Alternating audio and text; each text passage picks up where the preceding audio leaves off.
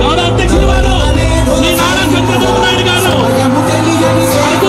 అడుగు పెడుతున్నటువంటి శ్రీ నారా చంద్రబాబు నాయుడు గారికి తెలుగుదేశం పార్టీ కార్యకర్తలు జనసేన పార్టీ కార్యకర్తలు ఈరోజు మనస్వాగతం కలుగుతున్నారు.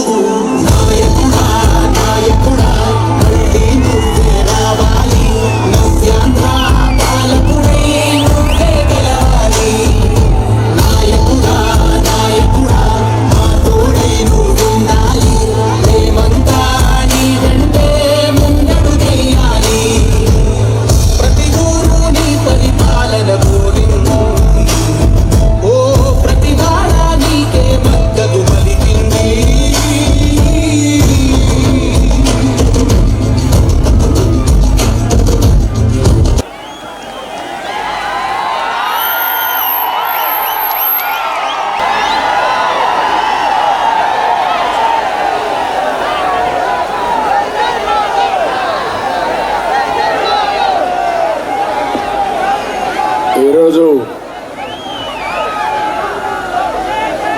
నేను అరకు వచ్చినప్పుడు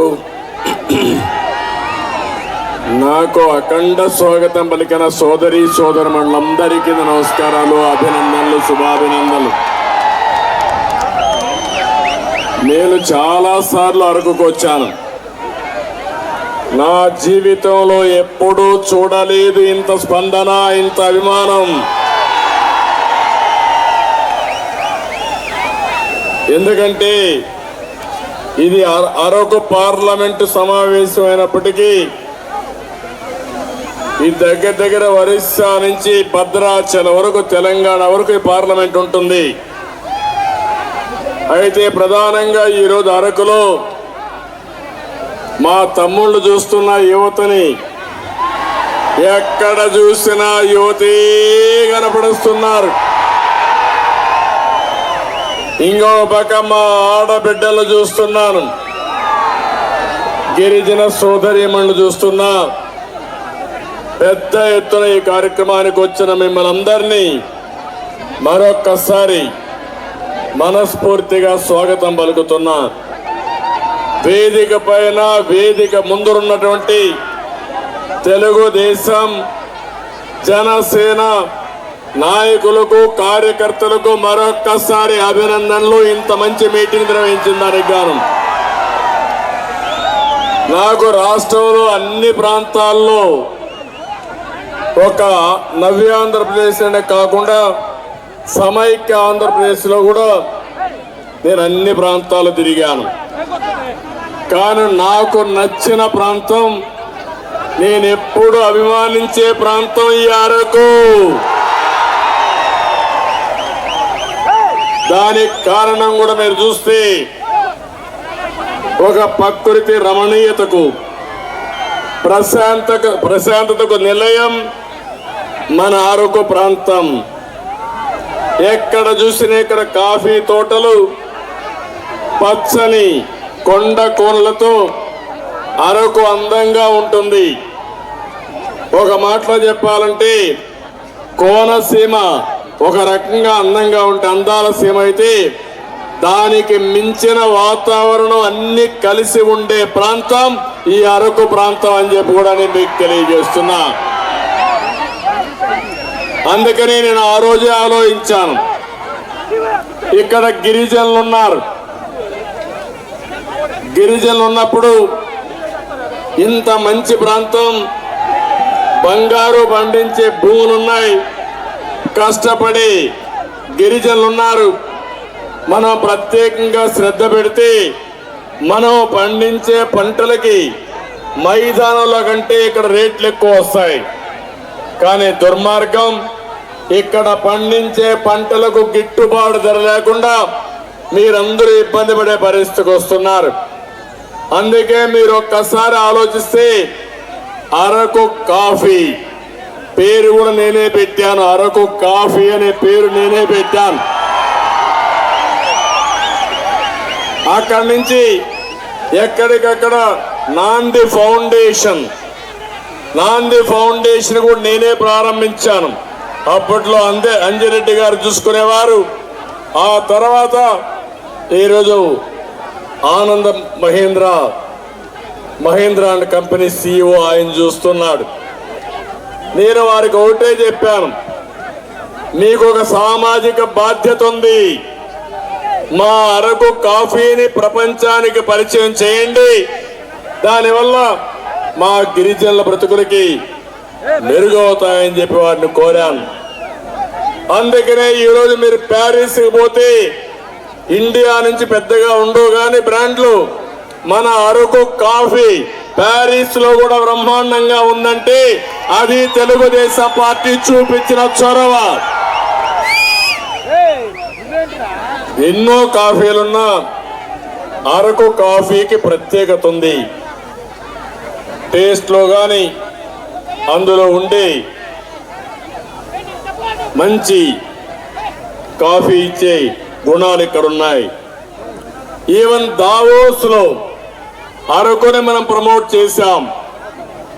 మనం ఎన్ని చేసి బ్రహ్మాండంగా ముందుకు తీసుకుపోతే రేపు ఎల్లుండి ముంబైలో కూడా ఒక అరకు కాఫీ పెద్ద సెంటర్ వస్తా ఉంది. నాకు ఏమాత్రం అనుమానం లేదు, భవిష్యత్తులో అరకు కాఫీని ప్రపంచం మొత్తం తీసుకుపోయే బాధ్యత తెలుగుదేశం పార్టీ తీసుకుంటామని మీ అందరికి విజ్ఞప్తి చేస్తున్నా. నేను అడుగుతున్నా, మనం అరకు కాఫీని ప్రమోట్ చేసి ఈరోజు వైసీపీ గవర్నమెంట్ గంజాయిని ప్రమోట్ చేస్తా ఉంది. నేను ఇక్కడుండే రైతాంగాన్ని తప్పు పట్టడం లేదు. ఎప్పుడైనా సరే రైతులకు పంటకు గిట్టుబాటు ధరిస్తే రైతులు ఏ పంట ఏమన్నా వేస్తారు. కానీ గిట్టుబాటు ధర లేకుండా ఇబ్బందులు ఎక్కువ వచ్చి గిరిజనులు కొంతమంది పెడదారి పట్టే పరిస్థితి వచ్చింది. దీనివల్ల కూడా మీరు చూస్తే ఇక్కడుండే యువత నిర్వీర్యం అయిపోతారు. నేను చూసినప్పుడు ఎక్కడ చూసినా యువతే కనపడ్డారు నాకు.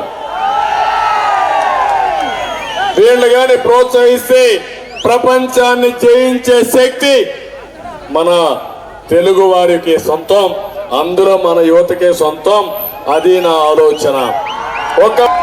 ఆ తర్వాత 2003లో నేను ముఖ్యమంత్రి అయినప్పుడు ఆలోచించాను. జీవో నెంబర్ 3 తీసుకొచ్చింది నేనే తీసుకొచ్చా. ఆ జీవో నెంబర్ 3 వరకు ఇక్కడ ఉండే ఉద్యోగాలు ఇక్కడ వాళ్ళకే ఇవ్వాలని, టీచర్లు కానీ మిగిలిన ఉద్యోగాలు మీకే ఇవ్వాలని నేను సంకల్పించాను. మీరందరూ 2 సార్లు ఓటేశారు కదా అతనికి, జగన్మోహన్ రెడ్డికి. 2014లో వేశారు, 2019లో వేశారు. నేను అడుగుతున్నా, నేను ఇచ్చిన జీవో నెంబర్ 3ని ఎందుకు రద్దు చేశారో సమాధానం చెప్పే ధైర్యం ఈ ముఖ్యమంత్రికి ఉందా అని మిమ్మల్ని అడుగుతున్నా. ఇది అన్యాయం అవునా కాదా అని మిమ్మల్ని అడుగుతున్నా. ఇది గిరిజనులకు ద్రోహం అవునా కాదా? ఇంకా మీకు కోపం రాలా? వచ్చిందా కోపం? ఏం తమ్ముళ్ళు మిమ్మల్ని అడుగుతున్నా, జాబ్ క్యాలెండర్ ఉన్నాడా లేదా? ఇచ్చాడా ఉద్యోగం? జాబ్ క్యాలెండర్ వచ్చిందా మీకు? ఇంకా ప్రింటింగ్ ప్రెస్ లో ఉంది, ప్రింట్ చేస్తున్నారు జాబ్ క్యాలెండర్. ఎక్కడికి పోతున్నాం? 5 ఏళ్ళు అయిపోయింది. ఇంకా రేపు ఎల్లుండి ఇంటికి పోతున్నాడు. ఇంకా మోసం చేయాలని ప్రయత్నం చేస్తున్నాడు.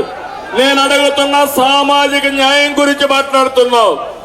నిన్న అంబేద్కర్ విగ్రహం పెట్టి నేనే సామాజిక న్యాయం చేస్తున్నా, దేశాన్ని ఉద్ధరిస్తానంటున్నావు. నేను అడుగుతున్నా, అరకులో ఒక సవాలు విసురుతున్నా. ఇక్కడుండే గిరిజనులకు జీవో నెంబర్ 3 ఇస్తే దీన్ని ఎందుకు తీసేశారో సమాధానం చెప్పే ధైర్యం ఈ ముఖ్యమంత్రికి ఉందా అని అడుగుతున్నా. ఇది సామాజిక న్యాయం అని మిమ్మల్ని అడుగుతున్నా. మళ్ళీ ఇప్పుడు ఎవరికి ఉద్యోగాలు వస్తాయి? మైదానం ఉన్నోళ్ళు మన ఏజెన్సీ ప్రాంతానికి వస్తారు. ఇది ఏ విధంగా సమంజసమేమో నాకు అర్థం కావడం లేదు. నేను ఒకటే మీ అందరినీ కోరుతున్నా, మళ్ళీ తెలుగుదేశం పార్టీ హయాంలో జీవో నెంబర్ 3 తీసుకొచ్చి ఇక్కడ ప్రాంతంలో ఉండే ఉద్యోగాలు మీకే ఇచ్చే బాధ్యత మేము తీసుకుంటాం. అవసరమైతే కోర్టులో కూడా ఫైట్ చేస్తాం. అన్ని విధాల పోరాడి దాన్ని అమలు చేసే బాధ్యత మాదని గిరిజన సోదరి సోదరులందరికీ విజ్ఞప్తి చేస్తున్నా. ఏజెన్సీ ఏరియాలో బాక్సైట్ ఉంది. నేనున్నప్పుడు ఒకటే మాట చెప్పాను, ఈ బాక్సైట్ ఇక్కడ తవ్వడానికి వీలు లేదు.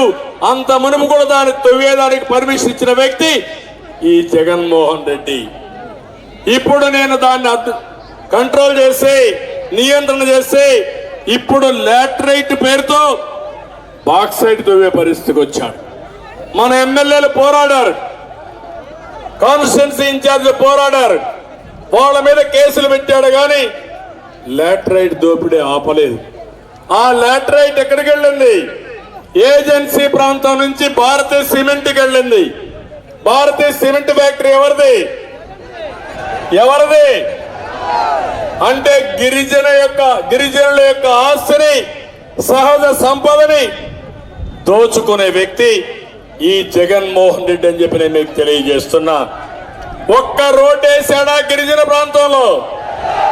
ఏ ఊరికైనా రోడ్డు వేసాడా గిరిజన ప్రాంతంలో? ఆ రోజు మనం వేసిన సిమెంట్ రోడ్లే కదా. కొత్తగా ఎక్కడ ఒక రోడ్డు వేసిన పాపాన పోలేదు. ఇంకో పక్కన ఈరోజు చూస్తే మళ్ళీ డోలీలపై గర్భిణీ స్త్రీలను మోసే పరిస్థితికి వచ్చారు. రేపు ఇక్కడికి వచ్చారంటే అరకులో ఏ కొండ ఉండదు, ఇంకా అన్నిటికీ గుండు కొట్టేస్తారు.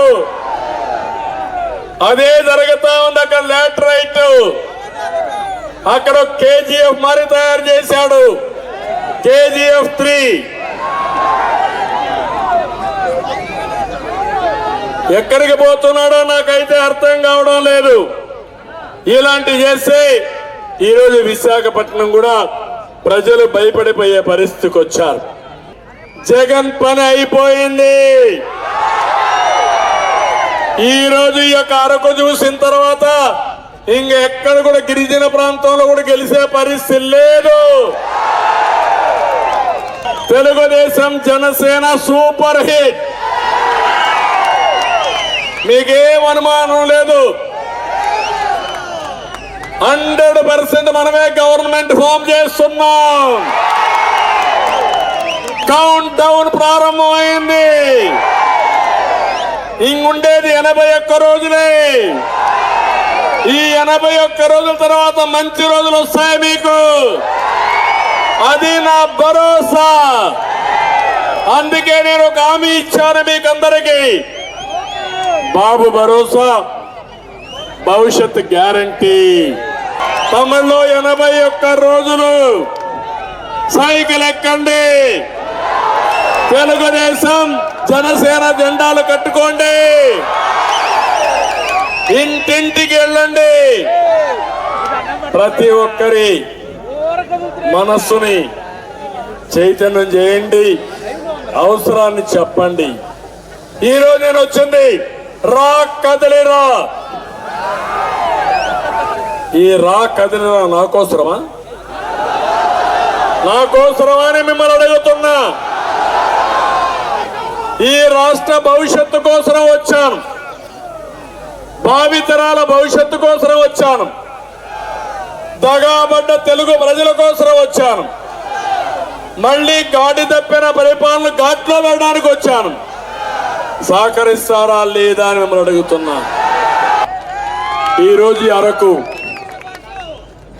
భవిష్యత్తు గ్యారంటీ చెప్పాను. గిరిజనుల కోసం స్పెషల్ ప్లాన్ తీసుకొస్తా, ప్రత్యేకమైన నిధులు పెడతా, ఆ డబ్బులు కూడా ఖర్చు పెడతా. ఇదే కాకుండా కొత్తగా నేను కుటుంబ వికాసం అనే కాన్సెప్ట్ తీసుకొస్తున్నా. నిన్ననే ఎన్టీ రామారావు గారు పుట్టిన గడ్డ నిమ్మకూరులో దీన్ని ప్రారంభించా. నేను కూడా ఇక్కడ అడాప్ట్ చేసుకున్నా. ఇక్కడే గ్రామాన్ని ఆ రోజు మీరు చూస్తే జన్మభూమి స్ఫూర్తితో నాకు వచ్చిన అవకాశాన్ని అరకులో గ్రామాన్ని అడాప్ట్ చేసుకున్నానంటే అది ఇక్కడుండే గిరిజనుల పైన నా ప్రేమని మరొక్కసారి మీ అందరికీ తెలియజేస్తున్నా. ఎడ్యుకేషన్ మీద శ్రద్ధ పెట్టాలి. వీళ్ళందరినీ బాగా చదివిస్తే, మంచి అవకాశాలు చూపిస్తే ప్రపంచాన్ని వీళ్ళు శాసించే పరిస్థితికి వస్తారు. ఇక్కడుండే వాళ్ళందరికీ మొత్తం ఈ ప్రాంతం అంతా అన్ని పంటలు వస్తాయి. ఇక్కడ యాపిల్ కూడా వస్తుంది. ఇక్కడ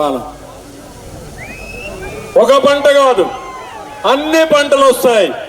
వాణిజ్య పంటలేసి గిట్టుబాటు ధర ఇచ్చి వ్యవసాయ గెట్టింగ్లు పెట్టి ఫుడ్ ప్రాసెసింగ్ పెట్టి ఈ ప్రాంతాన్ని అన్ని విధాల అభివృద్ధి చేసే బాధ్యత తెలుగుదేశం పార్టీ తీసుకుంటామని మీ అందరికీ హామీ ఇస్తున్నాను. ఇక్కడ ఎమ్మెల్యేలు చూస్తే ఒక్కొక్కరి తమ్ముళ్ళు అరొక ఎమ్మెల్యే పాల్గొన మొత్తం మైనింగ్ అంతా ఏం చేశాడో మీరే చూశారు, అవునా కదా? అవినీతి చేశాడా లేదా? ట్రైబల్ వెల్ఫేర్ ద్వారా నియోజకవర్గం వచ్చే నిధులు కూడా పర్సంటేజీలు తీసుకునే పరిస్థితికి వచ్చాడు.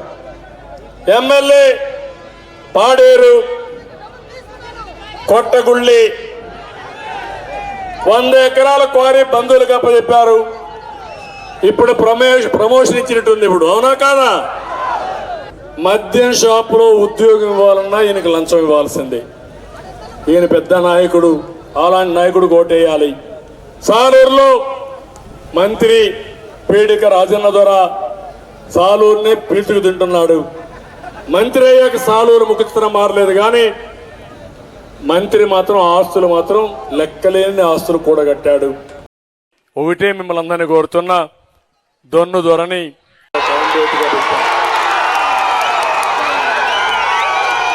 మీరు ఆయనకి పూర్తిగా సహకరించండి. అదే మాదిరిగా అబ్రహాం గారిని, శ్రావణ్ని ఎక్కడ ఏం చేయాలని నాకు వదిలిపెట్టండి, నేను చూసుకుంటాను వాళ్ళిద్దరిని కూడా. కాబట్టి కన్ఫ్యూజన్ లేకుండా అందరూ కలిసి పనిచేసుకుని గెలిపే ధ్యేయంగా అరకు గెలవాలి, గెలిపిస్తామని గట్టిగా చెప్పట్లు కూడా చెప్పాలి. అరకు గెలవాలి, రాష్ట్రాన్ని కాపాడుకోవాలి. అరకు గెలుపు ద్వారా తెలుగు జాతి గెలవాలి. గెలిపిస్తారా అని మిమ్మల్ని అడుగుతున్నా, నమ్మకమేనా అని మిమ్మల్ని అడుగుతున్నా. గట్టిగా చప్పట్లు కూడా చెప్పండి, గెలిపిస్తామని. చాలా సంతోషం. మిగిలిన విషయాలన్నీ కూడా నేను ఎక్కడికక్కడ మాట్లాడతాను. ఈరోజు మీరు చూపించిన అభిమానం శాశ్వతంగా నేను బతుకున్నంత వరకు నా గుండెల్లో పెట్టుకుంటానని మరొక్కసారి మీ అందరికీ హామీ ఇస్తూ, నేను రావడానికి లేట్ అయ్యింది, టెక్నికల్ ప్రాబ్లం, హెలికాప్టర్కి వచ్చింది. వాళ్ళు చక్కర్లు కొట్టి మళ్ళా ఆయిల్ అయిపోతే వేసుకొని ఇక్కడికి వచ్చారు. ఇక్కడి నుంచి నేను మళ్ళీ బండపేటకి వెళ్తున్నా. ఏది ఏమైనా నా జీవితంలో ఎప్పుడూ చూడని స్పందన చూశాను. చాలా ఆనందంగా ఉంది, చాలా ధైర్యంగా ఉంది. మిమ్మల్ని చూస్తే గెలుపు మందే అనే నమ్మకం వచ్చింది. ఈ నమ్మకాన్ని ఉధృతం చేయండి. ఇది ప్రారంభం మాత్రం. ఏ ఇద్దరు కలిసినా మాట్లాడాల్సింది తెలుగుదేశం గెలుపు, తెలుగుదేశం జనసేన గెలుపు. అదే ఈ రాష్ట్రానికి వెలుగు. ఇంటింటికి చెప్తారా లేదా అని మిమ్మల్ని అడుగుతున్నా. మిమ్మల్ని, మీ కుటుంబాన్ని బాగు చేసే బాధ్యత మాది, గెలిపించుకునే బాధ్యత మీదని మరొక్కసారి పేరు పేరున విజ్ఞప్తి చేస్తూ, అందరినీ కోరుకుంటూ చేస్తారని చెప్పి ఆశిస్తూ అందరికీ నమస్కారాలు. జై హింద్. చైతన్యం పొందుదాం, రా కదలిరా అనే బహిరంగ సభ ద్వారా మనం చైతన్యం పొందుదాం. దగా చేశారు, మోసం చేశారు. ఆయనకి 2024లో జరగబోయేటువంటి ఎలక్షన్లో మనం సరైన తగిన గుణపాఠం చెప్పాలా వద్దా అని అడుగుతా ఉన్నాను మీ అందరికీ. మనకు ఇప్పటికే ఈ 4.5 సంవత్సరంలో అభివృద్ధిలో మనం 24 సంవత్సరాలు వెనక్కి వెళ్ళిపోయాం. మనం తెలుగుదేశం పార్టీ, మన చంద్రబాబు నాయుడు గారు చొరవ. ఒకప్పుడు మన ప్రాంతంలో పాఠశాలలు ఉండేవి కాదు, కరెంట్ ఉండేది కాదు, కనీస మౌలిక సదుపాయాలు ఉండేది కాదు, మనకు ఉండడానికి ఇల్లు కూడా ఉండేది కాదు. కానీ ఎప్పుడైతే తెలుగుదేశం పార్టీ పుట్టిందో, ఎప్పుడైతే స్వర్గీయ నందమూరి రామారావు గారు ముఖ్యమంత్రి అయ్యారో ఆ రోజు నుండి మన గిరిజన ప్రాంతంలో అభివృద్ధి అనేది తెలిసింది. మన గిరిజనులకు కడుపు నిండా అన్నం దొరికింది. మనకు కట్టుకోవడానికి ఇల్లులు ఇచ్చారు, మనకు రోడ్లు ఇచ్చారు. ఈరోజు ఏ ప్రాంతం వెళ్ళినా, ఏ మారుమూల ప్రాంతం వెళ్ళినా మనకు బ్రహ్మాండమైన రోడ్లు కనబడుతున్నాయి, మనకు ఇల్లులు కనబడుతున్నాయి, మనకు సీసీ రోడ్లు కనబడుతున్నాయి. అంటే అది తెలుగుదేశం పార్టీ సాధించిన ఘన విజయం. కాబట్టి ఈరోజు ఈ ప్రభుత్వం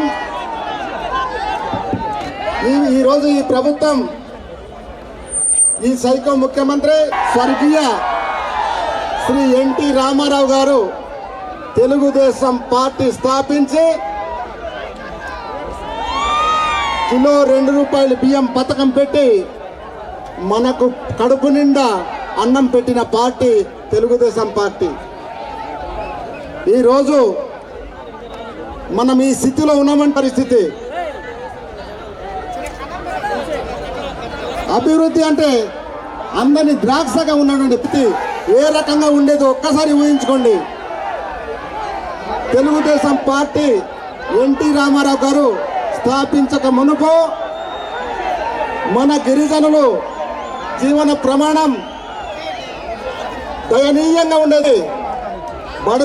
బలహీన వర్గాల కోసం పుట్టినటువంటి ప్రభుత్వం ఈ పార్టీ, మన పార్టీ బలహీన వర్గాల పార్టీ, ఎస్సీ ఎస్టీ బీసీ మైనారిటీల పార్టీ తెలుగుదేశం పార్టీ. ఒకప్పుడు తెలుగుదేశం పార్టీ పుట్టకను మీరు గిరిజన బిడ్డలకు కానీ, గిరిజనుల రైతులకు కానీ,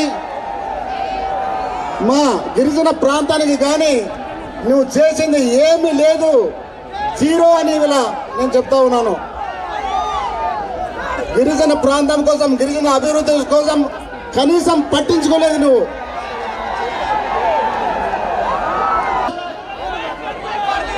అలాంటి జియో నెంబర్ 3 కొట్టివేసినప్పుడు కనీసం రివ్యూ పిటిషన్ కూడా వేయాలని దుస్థితిలో ఉన్నాయి జగన్మోహన్ రెడ్డి.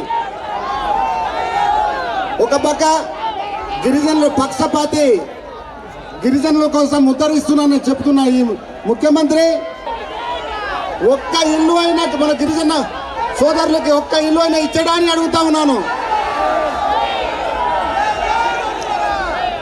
అలాగే జాబ్ క్యాలెండర్ ద్వారా గిరిజనులకు ఉద్యోగాలు ఇస్తానన్నాడు. ఆయన ఒక్క ఉద్యోగమైనా ఇచ్చాడా? జాబ్ క్యాలెండర్ రిలీజ్ చేసి అని అడుగుతా ఉన్నాను. జాబ్ లేని క్యాలెండర్ రిలీజ్ చేసి సిగ్గు లేకుండా ఇలా మాట్లాడుతున్నాడు ఈ ముఖ్యమంత్రి. ఇంతమందికి ఉద్యోగాలు ఇచ్చానని సిగ్గు లేకుండా మాట్లాడుతున్న పరిస్థితి వల్ల మనం చూస్తా ఉన్నాం. జియో నెంబర్ 3 విజన్ ఇస్తానన్నాడు. 45 సంవత్సరం నిండినటువంటి అనేక మంది మీరున్నారు, పెన్షన్ ఇచ్చడా అని అడుగుతా ఉన్నాను. ప్రతి ఒక్కరికి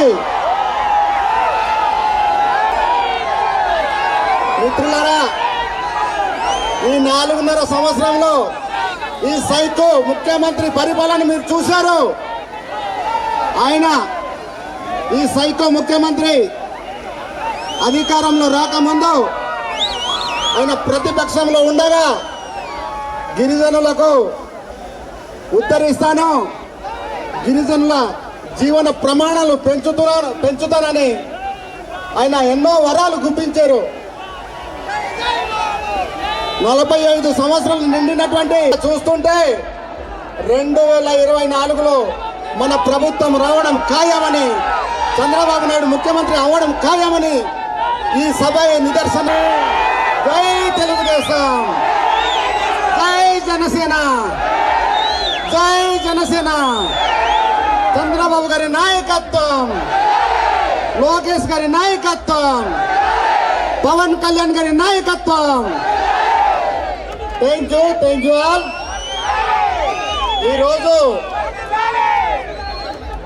ఈరోజు అరకు వేలిలో జరుగుతున్నటువంటి రా కదలిరా బహిరంగ సభ చూస్తూ ఉంటే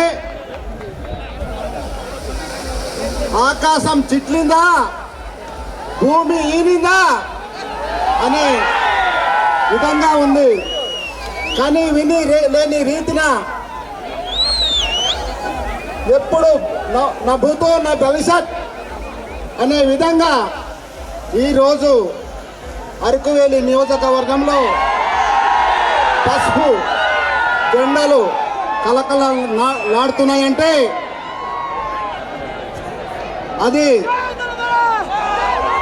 జగన్మోహన్ రెడ్డి తాడేపల్లి ప్యాలెస్ బద్దలయ్యే విధంగా ఉందని ఇందు మూలంగా మీ అందరినీ తెలియజేస్తా ఉన్నాను. మిత్రులారా, సమయం లేదు, మనకు ఉన్నది 80 రోజులు మాత్రమే. 80 రోజుల్లో